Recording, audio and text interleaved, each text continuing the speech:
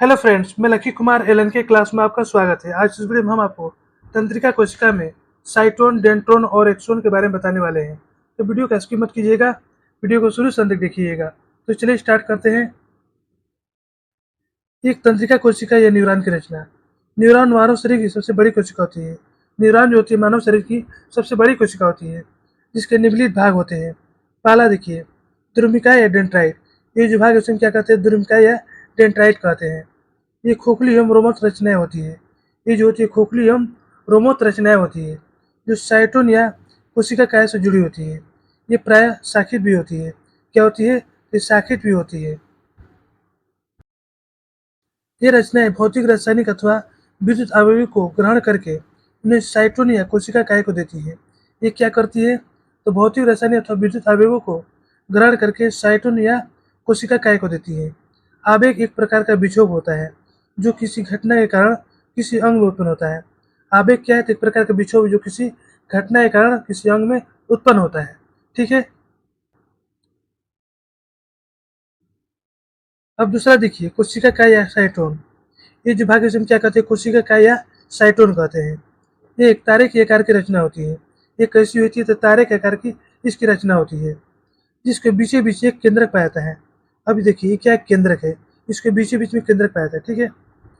केंद्र के चारों ओर कोशिका द्रव्य भरा रहता है। केंद्र के चारों ओर क्या रहता है? तो कोशिका द्रव्य भरा रहता है यहाँ पर। ठीक है। साइटोन से अनेक द्रव्यिकाएं निकलती है। ये क्या है? द्रव्यिकाएं हैं। ये लगभग कितनी होती है? तो 200 होती है। ठीक है। कोशिकाएं के अंदर आवेगों को संकेत या संवेदनाओं में रूपांतरित करके आगे बढ़ाया जाता है। ठीक है। अब तीसरा देखिए, तंत्रिका या एक्सोन। ये जो भाग इसे हम क्या कहते हैं? एक्सोन कहते हैं। ठीक है। ये न्यूरॉन का सबसे लंबा हिस्सा होता है। ये जो होता है न्यूरॉन का सबसे लंबा हिस्सा होता है, जो संवेदनाओं को साइटोन से ग्रहण करके उन्हें एक्सोन की अंतिम छोर तक भेजता है। ठीक है। एक्सोन लाइपोप्रोटीन के आवरण से ढका रहता है, जिसे माइलिन शीथ कहते हैं। क्या कहते हैं? माइलिन शीथ कहते हैं। ये जो भाग है इसे हम क्या कहते हैं? माइलिन शीथ कहते हैं। ये किसका बना रहता है? तो लाइपोप्रोटीन का बना होता है। ठीक है। एक्सोन एक बिंदु पर अधिक संकुचित होता है, जिसे रेनवेयर की गांठ कहते हैं। क्या कहते हैं?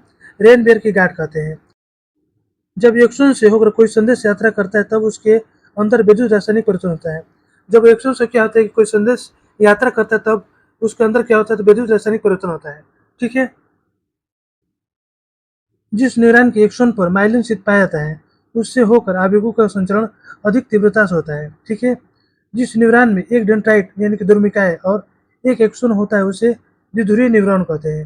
द्विध्रुवीय न्यूरॉन किसे कहते हैं? तो जिस न्यूरॉन में एक डेंड्राइट यानी कि द्रव्यिकाएं और एक एक्सोन होता है उसे द्विध्रुवीय न्यूरॉन कहते हैं। कभी कभी न्यूरॉन के एक्सोन पर माइलिन शीथ नहीं पाया जाता है। कभी कभी क्या होता है कि न्यूरॉन के एक्सोन पर माइलिन शीथ नहीं पाया जाता है। ऐसे न्यूरॉन को नॉन मेडुलेट न्यूरॉन कहते हैं। क्या कहते हैं? नॉन मेडुलेट न्यूरॉन या शीथ विहीन न्यूरॉन कहते हैं। ठीक है। चलिए आगे देखते हैं। तंत्रिकाएं विशेष प्रकार की कोशिका से बनी होती है। तंत्रिकाएं जो होती है विशेष प्रकार की कोशिकाओं से बनी होती है, जो सामान्य शारीरिक कोशिका से बड़ी होती है। जो सामान्य कोशिका से क्या होती है? वो बड़ी होती है। उन्हें तंत्रिका कोशिका या न्यूरॉन कहते हैं। ठीक है। अतः तंत्रिका तंत्र के रचनात्मक और कार्यात्मक इकाई को तंत्रिका कोशिका या न्यूरॉन कहते हैं। ठीक है। अब दूसरा देखिए, तंत्रिका कोशिका या न्यूरॉन के प्रकार। तंत्रिका कोशिका 3 प्रकार की होती है। पहला आता है संवेदी तंत्रिका कोशिका। इन कोशिकाओं के डेंड्राइट संवेदीग्राही अंगों से जुड़े रहते हैं। इन कोशिकाओं के डेंड्राइट जो है संवेदीग्राही अंगों से जुड़े रहते हैं। ये कोशिकाएं आवेगों को ग्रहण करते हैं। क्या करते हैं? ये जो कोशिकाएं आवेगों को ग्रहण करते हैं। ठीक है। अब दूसरा देखिए, प्रेरक तंत्रिकाएं। ये ऐसी तंत्रिकाएं कोशिकाएं होती है जिनका तंत्रिकाक्ष बहुत लंबा होता है। प्रेरक तंत्रिकाएं के जो तंत्रिकाक्ष होता है काफी लंबा होता है। ये आवेगों को केंद्रीय तंत्रिका तंत्र से प्रेरक अंगों या पेशियों तक लाती है। ये क्या करती है?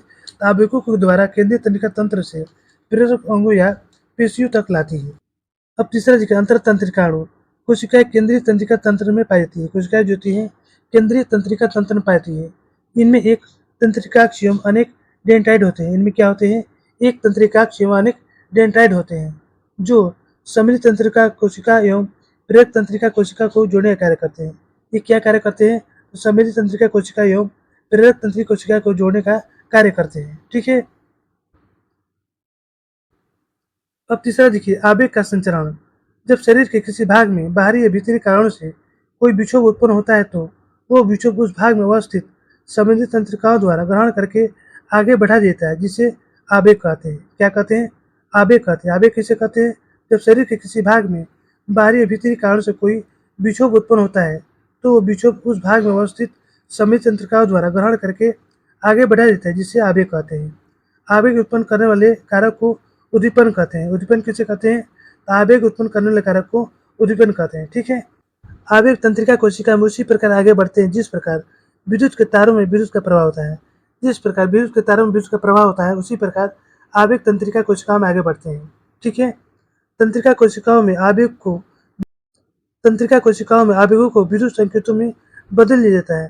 तंत्रिका कोशिकाओं में क्या किया जाता है कि आवेगों को विद्युत संकेतों में बदल दिया जाता है, जिसके बाद विद्युत संकेत न्यूरॉन से होकर आगे बढ़ता है। जिसके बाद क्या होता है कि विद्युत संकेत जो है न्यूरॉन से होकर आगे बढ़ने लगता है। अब चौथा देखिए, आवेगों के गमन मार्ग। जब किसी ग्राही अंग में आवेग उत्पन्न होता है तो संवेदी तंत्रिकाएं कोशिका उसे ग्रहण करके विद्युत संकेत में बदल देती हैं। संवेदी तंत्रिका कोशिका क्या करती है कि उसे ग्रहण करके विद्युत संकेत में बदल देती है। ये विद्युत संकेत संवेदी तंत्रिका कोशिका के तंत्रिकाक्ष से होते हुए मेरुरज्जु या मस्तिष्क में पहुंच जाते हैं। ये जो विद्युत संकेत है संवेदी तंत्रिका कोशिका के तंत्रिकाक्ष से होते हुए मेरुरज्जु में पहुंच जाते हैं, यानी कि मस्तिष्क में पहुंच जाते हैं। उन केंद्रों से निर्देश उत्पन्न होता है जो प्रेरक तंत्रिका कोशिका से होते हुए संबंधित अंगों को टिश्यू या ग्रंथि में पहुंचते हैं। उन केंद्र से क्या होता है? निर्देश उत्पन्न होता है जो प्रेरक तंत्रिका कोशिका से होते हुए संबंधित अंगों को पेशियों या ग्रंथियों तक पहुंचते हैं। निर्देशों के अनुसार उन पेशियों या ग्रंथियों में आवश्यक अनुक्रिया होती है। तो दोस्तों, यहीं पर हमारा वीडियो समाप्त होता है। यदि हमारे वीडियो आपको अच्छी लगती है तो लाइक सब्सक्राइब जरूर कीजिएगा, बेल आइकन जरूर दबाइएगा, जिससे नए वीडियो को नोटिफिकेशन आपको मिलता रहे। धन्यवाद।